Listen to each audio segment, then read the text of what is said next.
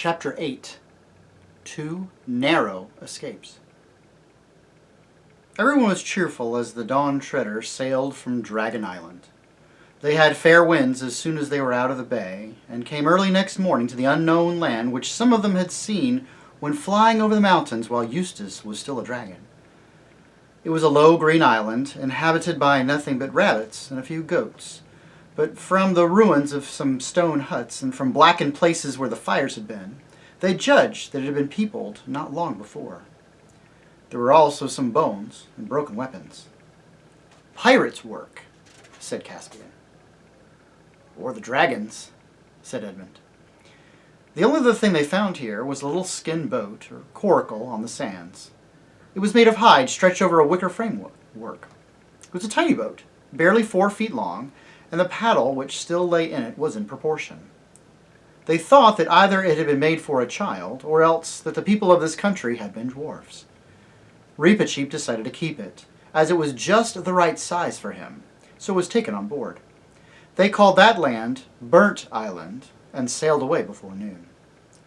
For some 5 days they ran before a south-southeast wind, out of sight of all land and seeing neither fish nor gull. Then they had a day that rained hard till that afternoon. Eustace lost 2 games of chess to Reepicheep and began to get like his old and disagreeable self again, and Edmund said he wished they had gone to America with Susan. Then Lucy looked out of the stern window and said, "Hello, I do believe it's stopping. And what's that?" They all tumbled up to the poop, and this is what they found. That the rain had stopped, and that Drinian, who was on watch, was also staring hard at something astern. Or rather, at several things. They looked a little like smooth, rounded rocks, a whole line of them, with intervals about 40 feet in between. "But they can't be rocks," Drinian was saying, "because they weren't there 5 minutes ago." "And that one's just disappeared," said Lucy. "Yes. And another one's coming up," said Edmund. "And nearer," said Eustace. "Hang it," said Caspian, "the whole thing is moving this way." "And moving a great deal quicker than we are, sire," said Drinian. "It'll be up with us in a minute." They all held their breaths, for it is not at all nice to be pursued by an unknown something either on land or sea. But what it turned out to be was far worse than anyone had suspected. Suddenly, only about the length of a cricket pitch from their port side, an appalling head seated itself out of the sea. It was all greens and vermilions and purple blotches, except where shellfish clung to it, and shaped rather like a horse's, though without ears. It had enormous eyes made for staring through the dark depths of the ocean, and a gaping mouth filled with double rows of sharp, fish-like teeth. It came up on what they first took to be a huge neck, but as more and more of it observed, everyone knew that this was not the neck, but the body, and that at last they were seeing what so many people have foolishly wanted to see, the great sea serpent. The folds of its gigantic tail could be seen far away, rising at intervals from the surface, and now its head was towering up, higher even than the mast. Every man rushed to his weapon, but there was nothing to be done. The monster was out of reach. "Shoot! Shoot!" cried the master bowman, and several obeyed, but the arrows glanced off the sea serpent's hide as if it were iron-plated. Then for a dreadful minute, everyone was still, staring up at its eyes and mouth and wondering whether it would pounce. But it didn't pounce. It shot its head forward across the ship on a level with the yard of the mast. Now its head was just beside the fighting top. Still, it stretched and stretched till its head was over the starboard bulwark. Then down it began to come, not onto the crowded deck, but into the water, so the whole ship was under the arch of the serpent. Almost at once, that arch began to get smaller.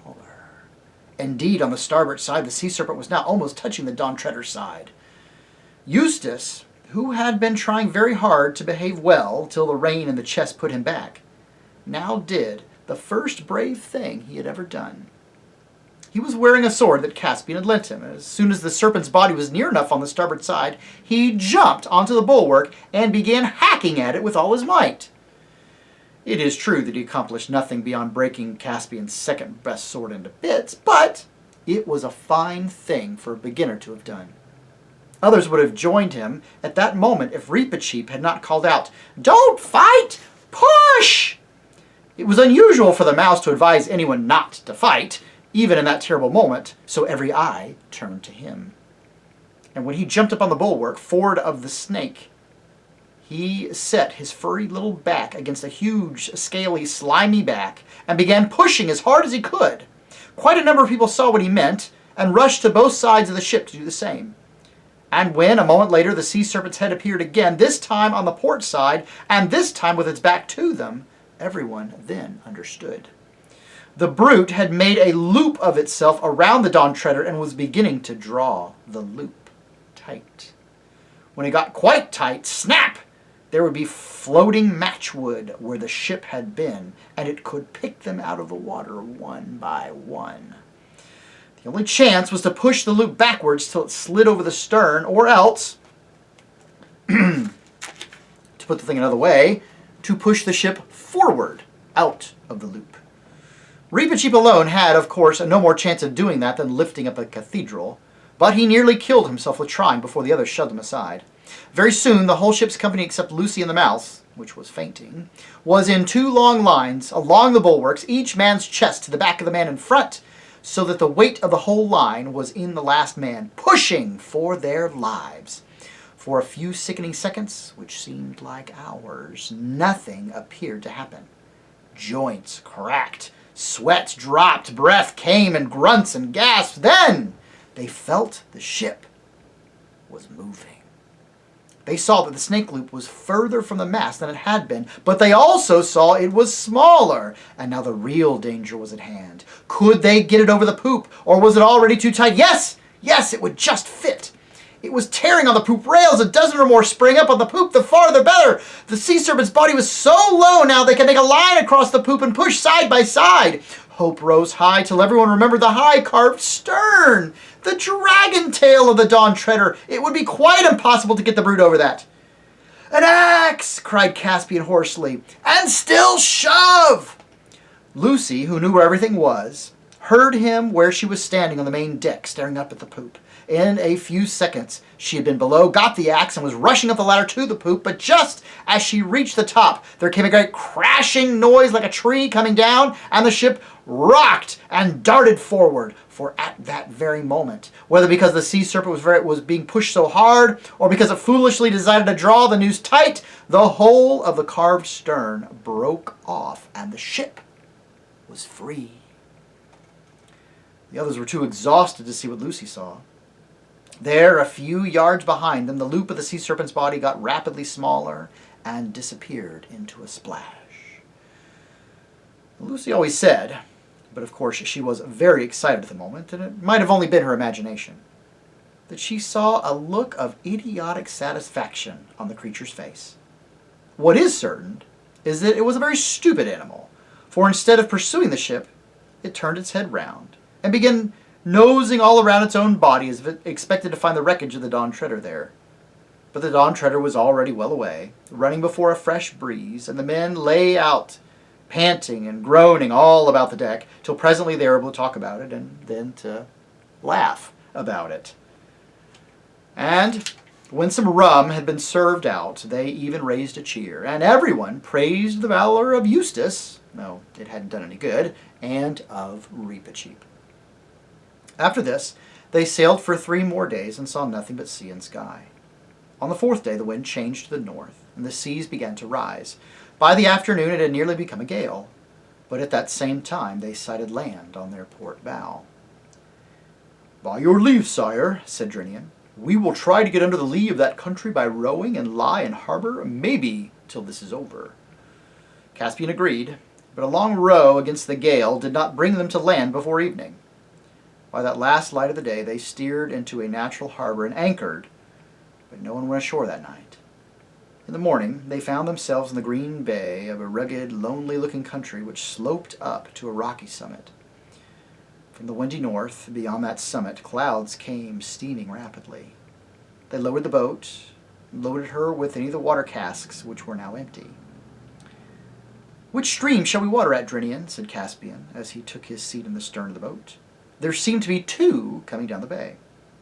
"It makes little odds, sire," said Drinian, "but I think it's a shorter pull to that one on the starboard, the eastern side." "Here comes the rain," said Lucy. "I should think it does," said Edmund, for it was already pelting hard. "I say, let's go to the other stream. There are trees there, and we'll have some shelter." "Yes, let's," said Eustace. "No point in getting wetter than we need." But all the time, Drinian was steadily steering toward the starboard, like tiresome people in cars who continue at 40 miles an hour when you are explaining to them that they are on the wrong road. "They're right, Drinian," said Caspian. "Why don't you bring her head round and make to the western stream?" "As your majesty pleases," said Drinian a little shortly. He had had an anxious day with the weather yesterday and didn't like advice from landsmen. But he altered course, and it turned out afterward it was a good thing he did. By the time they had finished watering, the rain was over, and Caspian, with Eustace, the Pevensies, and Reepicheep, decided to walk up to the top of the hill and see what could be seen. It was a stiffish climb through coarse grass and heather, and they saw neither man nor beast except seagulls. When they reached the top, they saw it was a very small island, not more than 20 acres, and from this height the sea looked larger and more desolate than it did from the deck, or even the fighting top of the Dom Treader. "Crazy, you know," said Eustace to Lucy in a low voice, looking at the eastern horizon. "Sailing on and on into that, with no idea what we may get into?" But he only said it out of habit, not really nastily as he would have done at one time. It was too cold to stay long on the ridge, for the wind still blew freshly from the north. "Don't let's go back the same way," said Lucy as they turned. "Let's go along a bit, and come down by the other stream, the one Drinian wanted to go to." Everyone agreed to this, and after about 15 minutes they were at the source of the second river. It was a more interesting place than they had expected. A deep little mountain lake, surrounded by cliffs except for a narrow channel on the seaward side out of which the water flowed. Here at last they were out of the wind, and all sat down in the heather above the cliff for a rest. All sat down but one. It was Edmund, who jumped up again very quickly. "They go in for sharp stones on this island," he said, groping around in the heather. "Where is the wretched thing? Ah, how I've got it! Hello, it wasn't a stone at all. It's a sword hilt. No, by Jove, it's a whole sword! What with the rust is left of it. It must have lain here for ages." "Narnian, too, by the look of it," said Caspian, and they all crowded around. "I'm sitting on something too," said Lucy. "Something hard." It turned out to be the remains of a mail shirt. By this time, everyone was on hands and knees feeling in the thick heather in every direction. Their search revealed, one by one, a helmet, a dagger, a few coins, not calum and crescents, but genuine Narnian lions and trees, such as you might find in any marketplace of Beaver's Dam or Baruna. "Looks as if this might be all that's left of one of our 7 lords," said Edmund. "Just as I was thinking," said Caspian. "I wondered which it was. There's nothing on the dagger to show. I wonder how he died." "And how are we to avenge him?" added Reepicheep. Edmund, the only one of the party who had read several detective stories, had meanwhile been thinking. "Look here," he said. "There's something very fishy about this. He can't have been killed in a fight." "Well, why not?" said Caspian. "No bones," said Edmund. "An enemy might take an armor and leave the body, but whoever heard of a chap who'd won a fight carrying away the body but leaving the armor?" "Well, perhaps he was killed by a wild animal," Lucy suggested. "It'd be a clever animal," said Edmund, "that would take a man's mail shirt off." "Perhaps a dragon?" said Caspian. "Nothing doing," said Eustace. "A dragon couldn't do it. I ought to know." "Well, let's get away from this place anyway," said Lucy. She had not felt like sitting down again since Edmund had raised the question of bones. "If you like," said Caspian, getting up. "I don't think any of this stuff is worth taking anyway." They came down and round to the little opening where the stream came out of the lake, and stood looking at the deep water within a circle of cliffs. It had been a hot day. No doubt some would have been tempted to bathe, and everyone would have had a drink. Indeed, even as it was, Eustace was on the very point of stooping down and scooping some water in his hands, when Reepicheep and Lucy both at the same moment cried, "Look!" So he forgot about his drink, and he looked into the water. bottom of the pool was made of large grayish-blue stones, and the water was perfectly clear. In the bottom lay a life-size figure of a man, apparently made of gold. It lay face down, with its arms outstretched above his head. As it so happened, as they looked at it, the clouds parted and the sun shone out. The golden shape was lit up from end to end. Lucy thought it was the most beautiful statue she'd ever seen. "Oh, well," whistled Caspian. "That was worth coming to see. I wonder, can we get it out?" "We can dive for it, sire," said Reepicheep. "No good at all," said Edmund. "At least, if it's really gold, solid gold, it will be far too heavy to bring up. And that pool's 12 or 15 feet deep if it's an inch." "Half a moment, though. It's a good thing I've brought a hunting spear with me. Let's see what the depth is like. Hold on to my hand, Caspian, while I lean over the water a bit." Caspian took his hand, and Edmund, leaning forward, began to lower his spear into the water. Before it was halfway in, Lucy said, "I don't believe the statue's gold at all. It's only the light. Your spear looks just the same color." "What's wrong?" asked several voices at once, for Edmund had suddenly let go of the spear. I couldn't hold it," gasped Edmund. "It was so heavy." "And there it is on the bottom now," said Caspian. "And Lucy's right. It looks just as the same color of the statue." But Edmund, who appeared to be having some trouble with his boots, at least he was bending down and looking at them, straightened himself at once and shouted out in a sharp voice which people hardly ever disobey, "Get back! Back from the water! All of you, at once!" They all did and stared at him. "Look," said Edmund. "Look at the toes of my boots." "They look a bit yellow," said Eustace. "They're gold. Solid gold," interrupted Edmund. "Look at them. Feel them. The leather's pulled away from it already, and they're as heavy as lead." "By Aslan," said Caspian, "you don't mean to say—" "Yes, I do," said Edmund. "The water turns things to gold. It turned the spear into gold. That's why it got so heavy. It was just lapping against my feet. Good thing I wasn't barefoot. And it turned the toe caps into gold, and the poor fellow on the bottom, well, you see." "So it isn't a statue after all?" said Lucy in a low voice. "No. The whole thing is playing now. He was here on a hot day. He undressed on top of the cliff where we were sitting. The clothes have rotted away or have been taken by birds to line nests, but the armor's still there. Then he dived in and—" "Don't," said Lucy. "What a horrible thing." "And what a narrow shave we have had," said Edmund. "Narrow indeed," said Reepicheep. "Anyone's finger, anyone's foot, anyone's whisker, or anyone's tail might have slipped into the water at any moment." "All the same," said Caspian, "we may as well test it." He stooped down and wrenched up a spray of heather, and very cautiously he knelt beside the pool and dipped it in. It was heather he dipped, but what he drew out was a perfect model of heather made of the purest gold, heavy and soft as lead. "The king who owned this island," said Caspian slowly, and his face flushed as he spoke, "would be the richest of all kings of the world. I claim this land forever as a Narnian possession. It will be called Goldwater Island, and I bind all of you to secrecy. No one must know of this, not even Drinian, on pain of death. Do you hear?" "Who are you talking to?" said Edmund. "I'm no subject of yours. If anything, it's the other way around. I am one of the 4 ancient sovereigns of Narnia, and you are under allegiance to the High King, my brother."